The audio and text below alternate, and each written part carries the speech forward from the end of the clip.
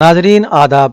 मौर्रखा 13 जनवरी 2023 मुताबिक 20 जमादी सानी 1444 हिजरी के अवधनामा वाइस एडिशन में आपका खैर मकदम है। पेश खिदमत है अवधनामा में शाये खास खबरों की तलखीस। वज़ीर आज़म नरेंद्र मोदी ने कर्नाटक के हुबली में 12 जनवरी से शुरू होने वाले कौमी यूथ फेस्टिवल के इफ्तिताह के बाद अपने खिताब में कहा, उठो जागो और मकसद से पहले मत रुको। स्वामी विवेकानंद जी का ये ऐलान हिंदुस्तान के नौजवानों की जिंदगी का मंत्र है। बयान में कहा गया कि यह फेस्टिवल मुल्क के तमाम हिस्सों से मुतनव्वे सकाफतों को एक प्लेटफार्म पर लाता है और शुरका को एक भारत श्रेष्ठ भारत के जज्बे के साथ मुत्तहिद करता है। काबिल जिक्र है कि जुमेरात को यहाँ 26वीं नेशनल यूथ फेस्टिवल के इफ्तिताह से पहले वज़ीर आज़म नरेंद्र मोदी के रोड शो के दौरान एक नामालूम शख्स ने हिफाजती हिसार तोड़कर उन पर फूल का हार पहनाने की कोशिश की, जिसे बरवक्त पकड़ लिया गया। हुबली धारवाड़ पुलिस कमिश्नर ने कहा कि यह सिक्योरिटी की खिलाफ वर्जी नहीं थी। मरकजी वजीर दाखिला अमित शाह ने जुमेरात को जोशी मठ उत्तराखंड में मौजूदा सूरत हाल पर एक आला सतही मीटिंग में जोशी मठ में लैंडस्लाइडिंग के पेश नज़र सड़कों, बिजली की फराहमी, पानी की कमी और माहौलियात से मुताल्लिक मसाइल पर तबादला ख्याल किया। ये मीटिंग वजीर दाखिला की रिहाइश गाह पर तकरीबन 40 मिनट तक जारी रही। वाज़ेह रहे कि जोशी मठ में लैंडस्लाइडिंग की वजह से 720 से ज्यादा मकानात में दरारें पड़ गई हैं। उन तमाम घरों की शनाख्त कर ली गई है, जबकि मुतासरा अफराद को महफूज मकामात पर पहुंचाया जा रहा है। इस दौरान अमित शाह ने मौजूदा सूरत हाल का जायजा लिया और मीटिंग में राहत और बचाव के कामों की हिदायत दी। वजीर दिफा राजनाथ सिंह ने लखनऊ में यौम यूथ के मौके पर मुनक़िद एक प्रोग्राम में कहा कि साइंसी तरक्की के साथ साथ दुनिया डिप्रेशन में भी घिरती जा रही है। नफ्सियाती मरीजों की तादाद आज बढ़ रही है। इंसान रूहानी खुशी की तलाश में है, जैसे हिरन जंगल में कस्तूरी तलाश करता है। उन्होंने कहा कि हिंदुस्तान का वैदिक इल्म ही इस दौर में इंसानियत की रहनुमाई कर सकता है। स्वामी विवेकानंद ने सनातन धर्म को पूरी दुनिया में फैलाया। उनके बाद महेश योगी ने सनातन धर्म का आलमी सतह पर प्रचार किया। जब भी इंसानियत के सामने कोई बुहरान आया तो समाज में ऐसे अजीम इंसान आते रहे हैं। वजीर दिफा ने कहा कि जैसे जैसे आपका दिमाग बड़ा होता जाएगा, रूहानियत का दर्जा भी बढ़ता जाएगा। सेंट्रल आर्म्ड पुलिस फोर्सेस के जवानों से मुताल्लिक हाई कोर्ट ने एक अहम फैसला सुनाया है, जिसमें वाज़ेह किया कि उन्हें पुरानी पेंशन स्कीम का फायदा मिलेगा। दिल्ली हाई कोर्ट ने इस सिलसिले में मरकजी हुकूमत को 8 हफ्तों के अंदर हिदायत जारी करने को भी कहा है। दिल्ली हाई कोर्ट ने अपने फैसले में कहा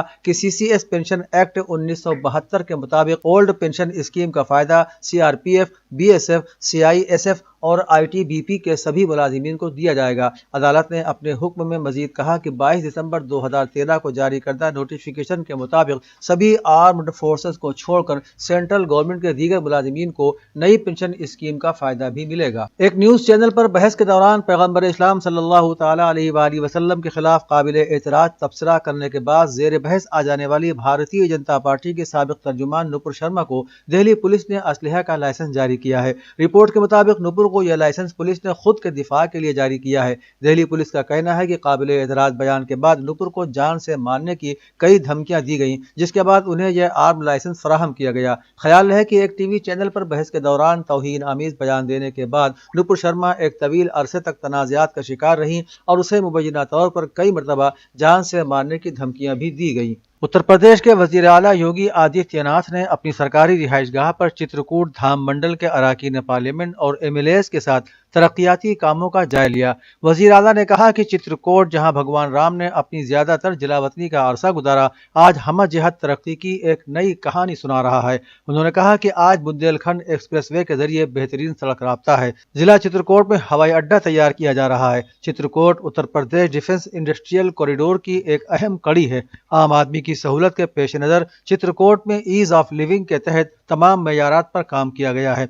रियासती दारुल हुकूमत लखनऊ में 10 से 12 फरवरी को मुनक़िद होने वाली यूपी ग्लोबल इन्वेस्टर समिट इस समत में एक अहम कदम है।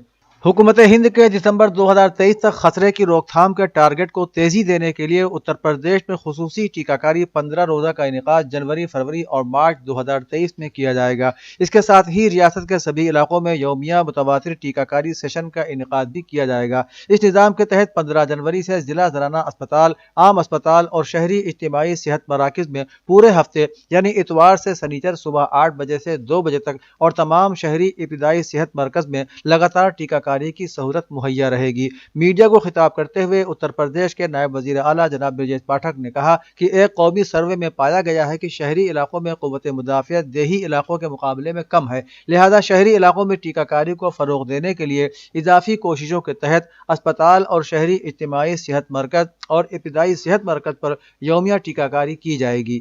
RSS کے چیف موہن بھاگوت کے بیان پر رد عمل ظاہر کرتے ہوئے مولانا خالد رشید فرنگی مہدی نے کہا کہ مسلمانوں نے ملک کی آزادی کے لیے جان و مال کی قربانی دینے کے بعد بھی اپنی بالادستی برقرار رکھنے کے لیے کبھی کوئی قدم نہیں اٹھایا۔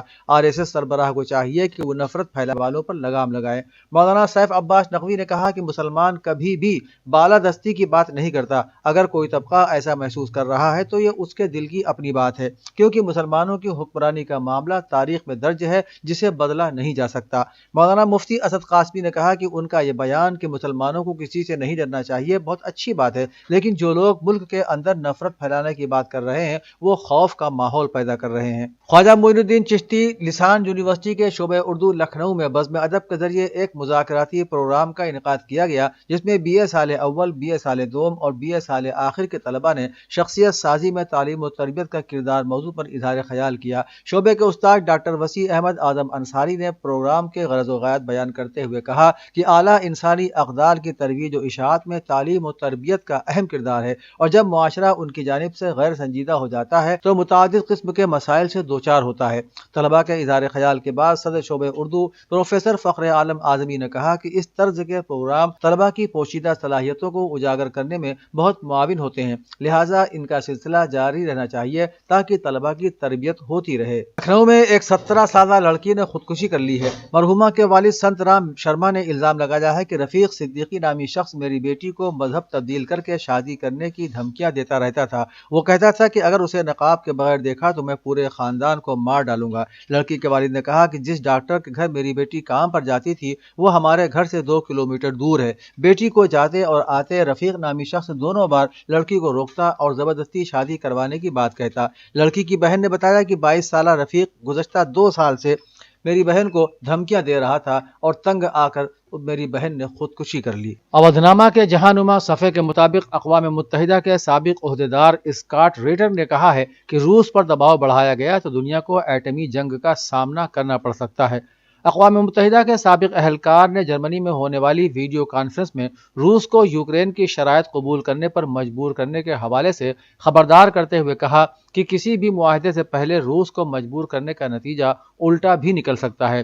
اسکاٹ نے مغربی ممالک کو مشورہ دیا ہے کہ وہ یوکرین کو ہتھیاروں کی سپلائی روک دیں اور یوکرین کی جیت کا امکان ایک طرف رکھ کر ہونے والے نقصانات اور تباہی کو تسلیم کریں۔ یمن کے امور میں اقوام متحدہ کے خصوصی نمائندے ہانس گرینڈبرگ نے مسقط میں عمان کے وزیر خارجہ ابو سعیدی سے ملاقات کی۔ اس ملاقات میں فریقین نے یمن کے قیام امن کی کوششوں اور قیام امن کے تعلق سے یمنی عوام کے مطالبات پر تبادلہ خیال کیا۔ دونوں فریقوں نے اس بات پر زور دیا کہ یمن کا مسئلہ سیاسی طریقے سے ہی حل ہوگا اور کوئی بھی حل ایسا ہو جس میں سبھی یمنی گروہوں کی شرکت بھی ہو۔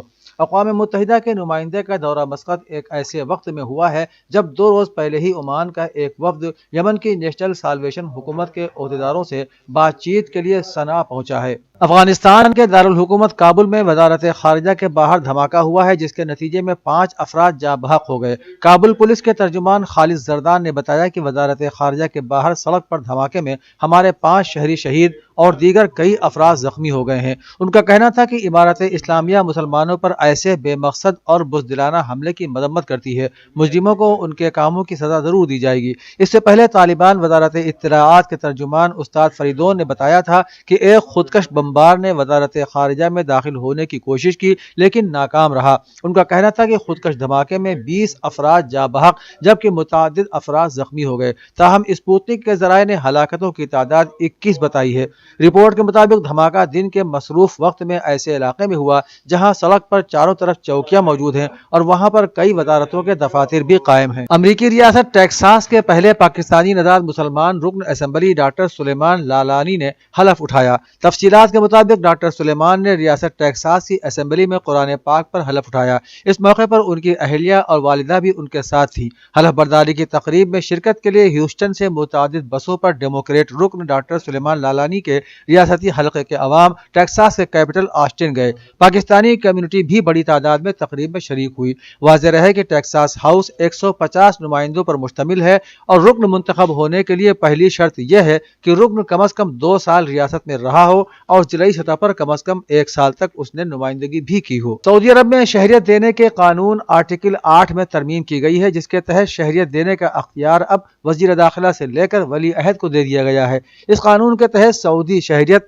غیر ملکی باپ اور سعودی ماں کے بچے کو ملک میں پیدا ہونے پر چند شرائط مکمل کرنے پر دی جا سکے گی۔ شرائط میں شہریت کے لیے قانونی عمر کو پہنچنے، مملکت میں مستقل رہائش، اچھے اخلاق و کردار کا ہونا اور کسی جرم میں ملوث نہ ہونا بھی شامل ہے۔ اس کے علاوہ شہریت کے حصول کے درخواست گزار کو کسی بے حیائی کے جرم میں 6 ماہ سے زیادہ کی قید کی سزا نہ دی گئی ہو اور وہ عربی زبان روانی سے بول سکتا ہو۔